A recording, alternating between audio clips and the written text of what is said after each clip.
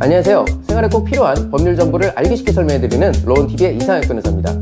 법률 상담을 하다 보면 드물지 않게 받는 질문 중에 하나가 합의를 보는 데에 얼마를 받아야 하나요? 라는 질문입니다.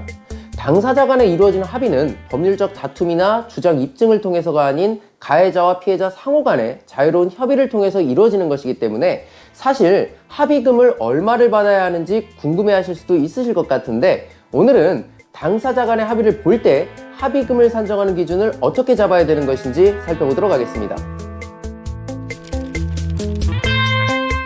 먼저 종전 시간에도 말씀드린 대로 형사사건에 있어 피해자와의 합의는 양형에 있어 매우 중요한 자료가 되기 때문에 형사사건으로 입건이 된 가해자의 입장에서는 반드시 합의를 보는 것이 무조건 유리한데요.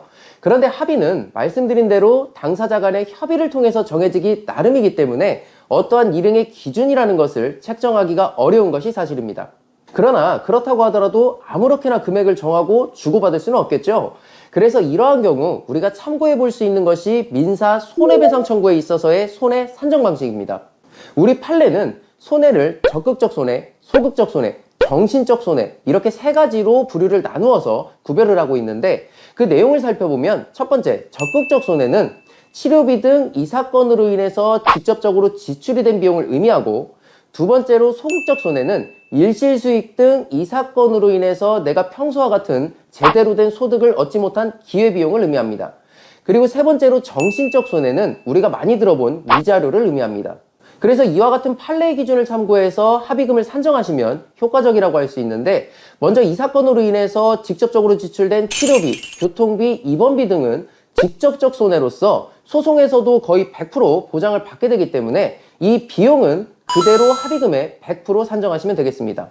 그리고 향후에도 계속해서 치료를 받아야 되는 부분이 있다면 이 부분을 병원에서 언제까지 어떤 치료를 받는지 등에 대해 소견서 같은 것으로 확인을 받아서 그 치료 금액까지 산출해서 100% 합의금에 포함시키면 되겠습니다.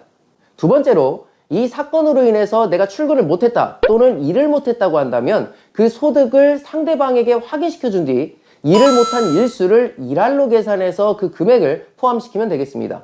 예를 들어 내가 직장에 다녀서 월급 400만 원을 받는데 이 사건으로 인해서 일을 제대로 하지 못해서 15일 동안 결근을 하게 되었다고 한다면 이 400만 원을 근무 일수로 나눠서 일할급여를 계산한 다음에 그 일할급여에 15를 곱함으로써 일실수익을 산정할 수가 있겠습니다. 참고적으로 이 사건으로 인해서 출근을 하지 못하고 병원에 입원하게 되었다고 한다면 판례도 입원 기간 동안은 100% 노동 능력이 상실되었던 것으로 산정을 하기 때문에 일할급여를 계산해서 입원 기간 일수를 곱함으로써 산정된 금원을 합의금의 100% 반영하시면 되겠습니다. 마지막으로 위자료 부분인데, 이 부분은 말 그대로 정하기 나름인 것이라 특별한 기준이 없는 것은 사실입니다.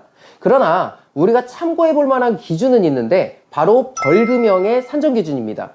통상 법원에서는 신체 피해와 관련해서 일주당 50에서 80만 원으로 벌금형을 선고하게 되는데, 이 기준을 고려해서 병원에서 진단받은 주수 일주당 80만 원 정도로 금액을 산정해 위자료 최소 산정 기준으로 삼으시면 적정한 기준이 되겠습니다.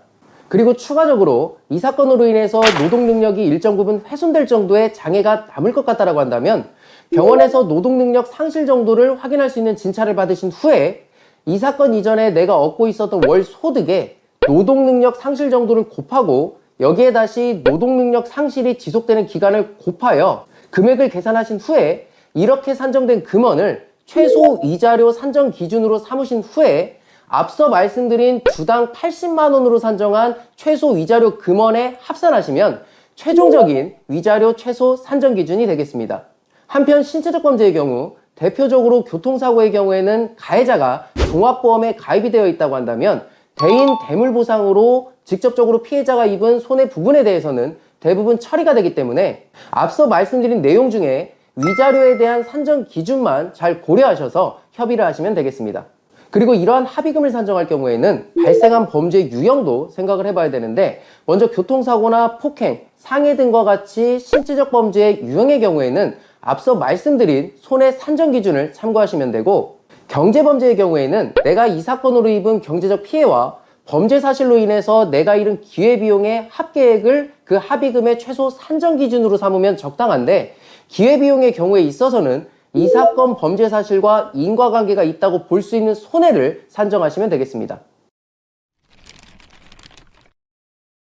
오늘은 우리가 형사합의를 볼 때 합의금으로 얼마를 받아야 적당한지에 대해서 살펴봤습니다. 말 그대로 합의금은 합의에 따라 정해지는 것이기 때문에 정해진 기준은 없습니다만, 앞서 말씀드린 기준을 참고하셔서 합의 금액을 산정한다면 가해자, 피해자 모두 다 납득할 만한 합의금을 산출할 수 있으실 겁니다. 또 제가 상담을 하면서 받게 되는 질문 중에 하나가 합의에 변호사가 필요한가라는 질문도 많이 받게 되는데, 사실 가해자의 경우에는 돈을 물어줘야 하는 입장이기 때문에 변호사를 선임하거나 또는 최소 손해사정사의 도움을 받아서 합의에 임하게 되는 것이 대부분입니다. 그렇기 때문에 피해자 입장에서는 합의를 하게 될 때 가해자의 변호인 또는 가해자의 입장에서 계산하는 손해사정사와 자신의 합의금을 계산하게 되는 것이기 때문에 사실상 불리한 게 사실이어서 아무래도 피해자의 입장에서도 합의를 위해서 변호사가 있는 것이 매우 유리한 것도 사실입니다.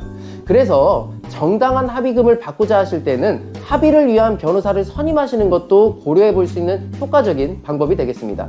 오늘 알려드린 내용이 형사합의를 위한 합의금 산정에 있어서 많은 도움이 되셨으면 좋겠습니다. 지금까지 로온TV의 이상혁 변호사였습니다.